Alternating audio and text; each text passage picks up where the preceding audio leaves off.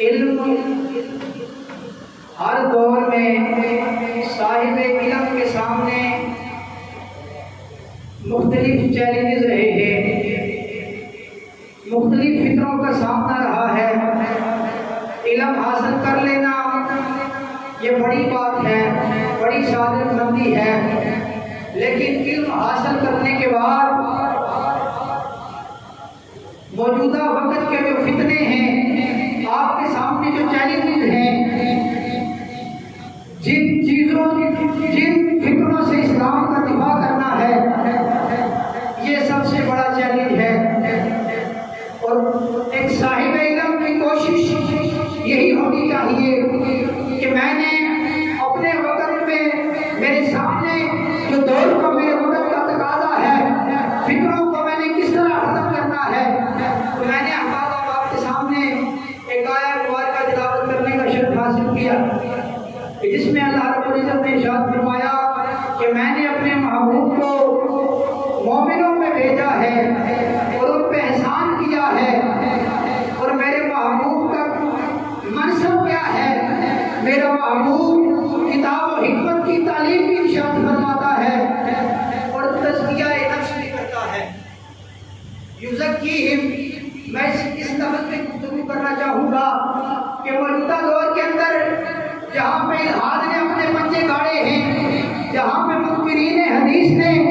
طرح طرح کے پروپیگنڈے کر کے مسلمانوں کو نبی اور نبی کی سنت سے دور کرنے کی کوشش کی ہے، وہیں پہ کچھ ایسے عناصر نے معاشرے میں جنم لیا ہے جو مسلمانوں کو، اہل محبت کو، اہل عقیدت کو تصوف سے دور کر رہے ہیں، اولیاء کرام کی محبت سے دور کر رہے ہیں، طرح طرح کے حملے کر رہے ہیں تاکہ مسلمانوں کے دلوں سے صوفیاء کی محبت کو نکال دیا جائے، تصوف کی جو عمارت تعمیر ہے اسے مسمار کر دیا جائے۔ ہمارے سامنے یہ چیلنج ہے، ہم نے اس چیلنج کا، ہم نے اس فتنے سے اسلام کا دفاع کرنا ہے، صوفیاء کرام کی ناموس کا دفاع کرنا ہے۔ تو میں تصوف کے متعلق چند معلومات پیش کر کے اپنی گفتگو کو ختم کروں گا۔ بڑی توجہ فرمائیے گا کہ اللہ رب العزت نے اپنے محبوب کو جہاں پہ مؤلف بنا کے بھیجا، جہاں پہ آیات بینات کے ذریعے مسلمانوں پر اپنا پیغام پہنچانے کا منصب عطا فرمایا، اسی طرح محبوب کریم کو تزکیہ نفس کا جو ہے وہ منصب بھی عطا فرمایا کہ علم ظاہر کے ساتھ علم باطن کی تعلیم کی ارشاد فرمائی۔ سرکار دو عالم صلی اللہ علیہ وآلہ وسلم نے جب تبلیغ دین اسلام کی تبلیغ کا آغاز فرمایا تو ظاہری تعلیم کے ساتھ ساتھ آپ نے علم باطن بھی عطا فرمایا، اور صوفیاء کرام نے علم حدیث کے ساتھ ساتھ ان کا بیڑا بھی اٹھایا۔ اور باطنی تعلیم کیا ہے؟ تزکیہ نفس ہے، اپنے دل کو درست کرنے کا نام ہے، اپنی تمام تر توجہات اللہ رب العزت کی طرف متوجہ کر دینے کا نام ہے۔ قرآن مجید میں اللہ رب العزت نے ارشاد فرمایا قد افلح من زکاہا، کہ وہ بندہ کہ جس نے تزکیہ نفس کر لیا وہ کامیاب ہو گیا۔ اور حضرت امام حسن بصری رحمۃ اللہ علیہ نے اس آیت کی تفسیر میں ارشاد فرمایا کہ وہ بندہ، تزکیہ نفس کیا ہے؟ تزکیہ نفس یہ ہے کہ اپنے نفس کو اللہ رب العزت کی اطاعت کے تابع کر دینا، اور ان کے اللہ رب العزت کے اور اس کے رسول کے احکامات کے تابع کر دینا، برائیوں سے روکنا، دنیا کی نجاستوں سے پاک کر دینا، یہ تزکیہ نفس ہے۔ اور تزکیہ نفس اس کو سرکار دو عالم صلی اللہ علیہ وآلہ وسلم نے جہاد اکبر قرار دیا ہے۔ سرکار دو عالم صلی اللہ علیہ وآلہ وسلم ایک غزوہ سے واپس تشریف لا رہے ہیں، اور آپ نے اپنے صحابہ سے ارشاد فرمایا ہے میرے غلاموں، ہم جہاد اصغر کر کے آ رہے ہیں اور اب ہم نے جہاد اکبر کرنا ہے۔ اب صحابہ کرام نے ذہن میں یہ بات آئی کہ ہم نے موت کی آنکھوں میں آنکھیں ڈال کے جہاد کیا ہے، تیر اور تلوار کے سائے میں رہ کے ہم آئے ہیں، اپنی جان ہتھیلی پہ رکھ کے ہم نے جہاد کیا ہے، اب اس سے بڑا جہاد بھی کوئی ہوگا؟ یا رسول اللہ، جہاد اکبر کیا ہے؟ امام الانبیاء نے ارشاد فرمایا میرے غلاموں، جہاد اکبر اپنے نفس کے ساتھ جہاد کرنا ہے، اپنے نفس کے ساتھ جہاد کرنا ہے، یعنی اپنے نفس کو مکمل طور پہ اللہ رب العزت کے احکامات کے تابع کرنا ہے۔ اور ایک اور حدیث پاک میں سرکار نے فرمایا کہ مجاہد وہ ہے کہ جو اپنے نفس کے ساتھ جہاد کرے اور اس کو اللہ اور اس کے رسول کے احکامات کے تابع کرے۔ اب سرکار دو عالم صلی اللہ علیہ وآلہ وسلم سے یہی تعلیم سرکار کے صحابہ نے حاصل کی، صحابہ سے تابعین نے، تابعین سے تبع تابعین نے، تبع تابعین نے آگے امت مسلمہ تک یہ پیغام پہنچایا کہ علم ظاہر کے ساتھ ساتھ علم باطن ضروری ہے، اور علم باطن تب تک حاصل نہیں ہو سکتا جب تک تزکیہ نفس نہ کر لیا جائے، اپنے دل کو دنیا کی خواہشوں سے دور نہ کر لیا جائے، پاک نہ کر لیا جائے۔ اور میں مختصر پیراہے میں عرض کروں کہ جب مجاہدہ اور ریاضت کر کے معرفت اور طریقت کی منازل طے کرتے ہوئے، روحانیت کی منازل طے کرتے ہوئے، اللہ اور اس کے رسول کے معرفت کی خاطر جب بندہ منازل طے کرتا چلا جاتا ہے اور جب وہ کامیاب ہو جاتا ہے تو پھر فرمان باری تعالیٰ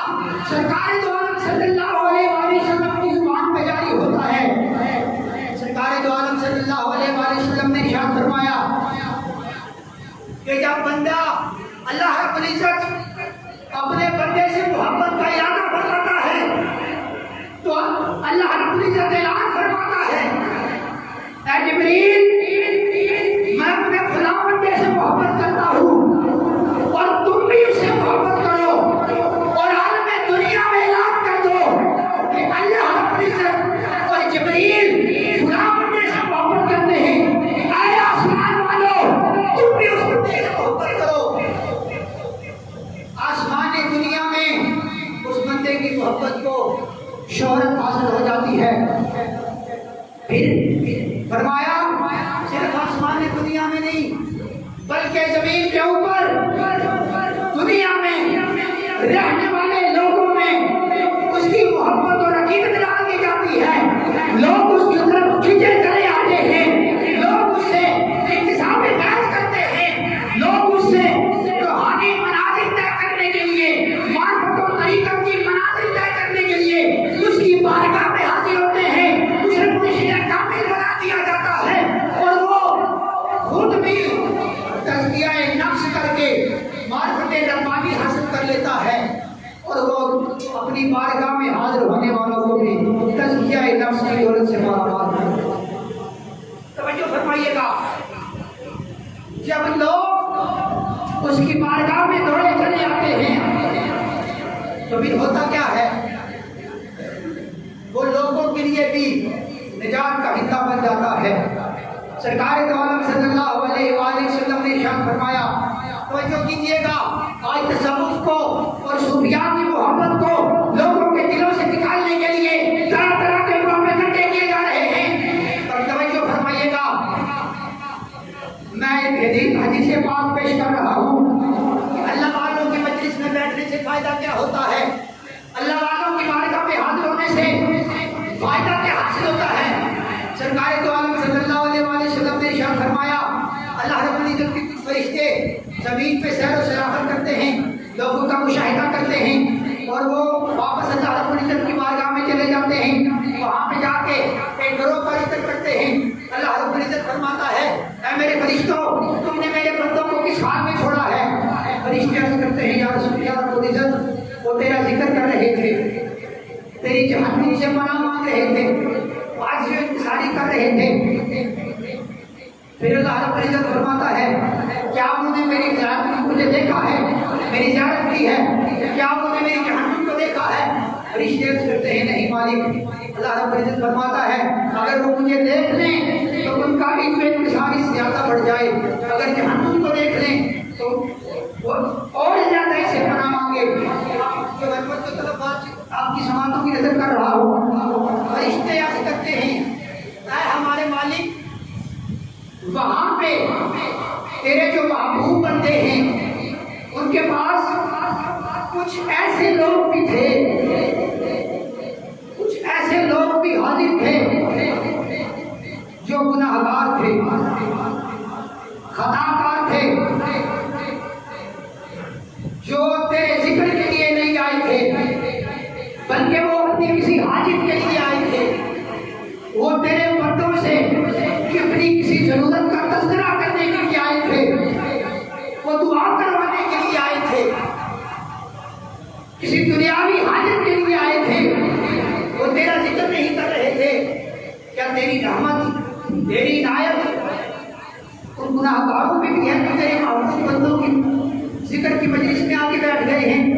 اللہ رب العزت ارشاد فرماتا ہے میرے فرشتوں هم القوم لا یشقی لهم جلیس، اے میرے محبوب بندے جگہ بندے ہیں جنہوں نے میری بارگاہ میں انجولیات پیش کیا ہے، معرفت و طریقوں کی مناسب طے کی ہیں، اے میری اطاعت و فرمانبرداری کے لیے زندگیاں وقف کر دی ہیں۔ ابھی ایسے لوگ بن گئے ہیں، ایسے نیک اور پرہیزگار بن چکے ہیں کہ جو گناہگار ان کی بارگاہ میں آ جائے، اگر کہ اس کا مقصود میری رضا نہ ہو، وہ کسی حاجت کے لیے آ جائے، لیکن میرے محبوب بندوں کی بارگاہ میں آ کے حیالہ میں نے انہیں بھی بخش دیا، میں نے ان کو بھی معاف کر دیا ہے۔ اللہ رب العزت کے پیاروں کی بارگاہ میں حاضر ہونے کا یہ صلہ ملتا ہے۔ اور سرکار دو عالم صلی اللہ علیہ وآلہ وسلم نے آخری بات پر کے اپنی بات کو ختم کر رہا ہوں۔ سرکار دو عالم صلی اللہ علیہ وآلہ وسلم نے ایک شخص کا تذکرہ کیا اور فرمایا کہ بنی اسرائیل میں ایک بندہ تھا جس نے 99 لوگوں کو قتل کر دیا۔ اب وہ اپنے اس عمل پہ نادم ہوا، پشیمان ہوا، وہ کسی سے مشورہ لینے کے لیے گیا کہ میں اتنا گناہگار ہوں کہ میں نے 99 قتل کیے ہیں، گناہوں کا بات بوجھ میرے سر پہ ہے، کیا میری بخشش ممکن ہے؟ اس نے کہا کہ تو اس قدر گناہگار ہے کہ اب میری بخشش ممکن نہیں۔ اس نے تلوار نکالی، اس بندے کا سر پہ اتار دیا۔ اب اس نے 100 قتل پورے کر دیے۔ کہ بخاری اور مسلم کی متفق علیہ روایت پیش کر رہا ہوں، اس کا بھی سر اتار دیا، 100 قتل مکمل ہو گئے۔ اب اس نے صبر کیا، کسی اور بندے کے پاس گیا، عرض کرنے لگا، کہنے لگا کہ میں نے 100 قتل کیے ہیں، کیا میری بخشش ممکن ہے؟ کیا اللہ رب العزت مجھے معاف کر سکتا ہے؟ اب اس بندے نے کہا کہ ہاں، اگرچہ تیرے گناہ زیادہ ہیں لیکن اس مالک کی رحمت سے زیادہ نہیں۔ وہ مالک بڑا رحیم و کریم ہے، تو خدا بستی میں چلا جا، وہاں پہ جا کے اللہ کے کچھ نیک بندے ہیں، کچھ نیک لوگ ہیں جو اللہ رب العزت کی اطاعت و فرمانبرداری میں اپنا وقت گزارتے ہیں، ان لوگوں کے پاس چلا جا اور ان سے جا کے کہہ دے، ان کی مجلس اختیار کر دے، ان کے بارگاہ میں حاضر ہو جا، اللہ رب العزت ان کے وسیلے سے تیری بخشش فرما دے گا۔ اب وہ چلا سفر شروع کیا، ابھی اس نے کچھ سفر طے کیا تھا کہ موت آ گئی، دنیا فانی سے رخصت ہو گیا۔ ابھی اس نے اللہ والوں کی مجلس میں حاضر ہونے کا ارادہ کیا تھا، حاضر ہوا نہیں تھا، توبہ کے ارادے سے جا رہا تھا، موت آ گئی۔ اب عذاب اور رحمت کے فرشتے آ گئے، تو اب رحمت والے فرشتے کہنے لگے کہ چونکہ اس بندے نے توبہ کا ارادہ کر لیا تھا، اپنے گناہوں میں نادم تھا، لہٰذا اسے ہم لے کے جائیں گے۔ عذاب والے فرشتے کہنے لگے کہ یہ ساری زندگی گناہ کرتا رہا ہے، کوئی ایک کام بھی اس کا نیک و کار لوگوں والا نہیں ہے، لہٰذا یہ عذاب باقی ہے اسے ہم لے کے جائیں گے۔ اور مختصر فیصلہ یہ ہوا کہ جس جگہ سے اس نے سفر شروع کیا ہے اس کی بھی پیمائش کی جائے، اور نیک لوگوں کی طرف جن کی طرف یہ جا رہا ہے جو سفر باقی ہے اس کی بھی پیمائش کی جائے، جس طرف سے فاصلہ کم ہوگا۔ اگر جہاں سے اس نے سفر شروع کیا ہے اس طرف سے فاصلہ کم ہے تو عذاب والے فرشتے لے جائے۔ اگر اللہ کے نیک بندوں کی جن کی طرف یہ جا رہا ہے اس طرف فاصلہ کم ہے تو رحمت والے فرشتے لے جائیں۔ اب جب پیمائش کی گئی تو جن نیک لوگوں کی طرف وہ جا رہا تھا، جن کی بارگاہ میں حاضر ہونے کے لیے جا رہا تھا، سفر کی وہاں کی مسافت کم نکلی تو رحمت والے فرشتے اسے لے گئے۔ فیصلہ یہ ہوا کہ یہ اللہ والوں کی مجلس میں حاضر ہو رہا تھا، لہذا ان کے وسیلے سے اسے معاف کر دیا گیا ہے۔ تو گناہگاروں جان لو، آج بھی اگر بخشش اور نجات چاہتے ہو تو اللہ والوں کے ساتھ لگ جاؤ، اللہ والوں کا دامن تھام لو، کامیاب ہو جاؤ گے۔ ارے جو اللہ والوں کی بارگاہ میں آتا ہے، اللہ والوں کی بارگاہ میں آنے والے خواجہ حضرت عثمان ہارونی کی بارگاہ میں خواجہ اجمیری آ جائیں جو سلطان الہند بن جاتے ہیں۔ ارے سلطان الہند کی بارگاہ میں آنے والے قطب الدین بختیار کاکی بن جاتے ہیں، قطب الدین بختیار کاکی کی بارگاہ میں آنے والے خواجہ نظام الدین اولیاء بن جاتے ہیں۔ اگر میں گرتا رہوں تو وقت بہت ہو جائے گا، مجھے کہہ دیجیے کہ پیر سیال کی بارگاہ میں آ جاؤ۔ پیر سیال کی بارگاہ میں آنے والے حضور یا علومت جسٹس پیر محمد کرم شاہ نظری، جسٹس پیر محمد کرم شاہ نظری بن جاتے ہیں۔ ارے وہ علم ظاہر کی دنیا میں قدم اٹھاتے ہیں تو سیرت کی بارگاہ دوبارہ کتاب ضیاء النبی تصنیف فرماتے ہیں۔ اگر قرآن رموز قرآن میں متصل ہوتے ہیں تو تفسیر ضیاء القرآن رقم فرماتے ہیں۔ ارے جب وہ اپنے وقت کے فکروں کا رد کرنے کے لیے قدم اٹھاتے ہیں، سنت خیر النام جیسی ایسی مستند کتاب رقم فرماتے ہیں کہ جو آج بھی منکرین حدیث کے سینے میں ایک ایسے تیر کی طرح بےوست ہے جس نے ان کے سینوں میں چھید کر دیا ہے۔ ارے علم باطن میں جب آتے ہیں حضور پیر سیال فرماتے ہیں اگر میرے روزے کا منار دیکھنا ہے تو کرم شاہ ہو۔ اللہ والوں کی مجلس اور بیدار آج کی اس وقت میں ہمارے لیے ایک فتنہ جسے ہم نے رد کرنا ہے۔ اب علماء کی ذمہ داری ہے کہ ہم نے اس فتنے کا ارتداد کرنا ہے۔ اللہ رب العزت ہمیں دین مدین کی خدمت کے لیے اپنے آپ کو وقف کرنے اور صحیح معنوں میں اس کی خدمت کرنے کی توفیق عطا فرمائے۔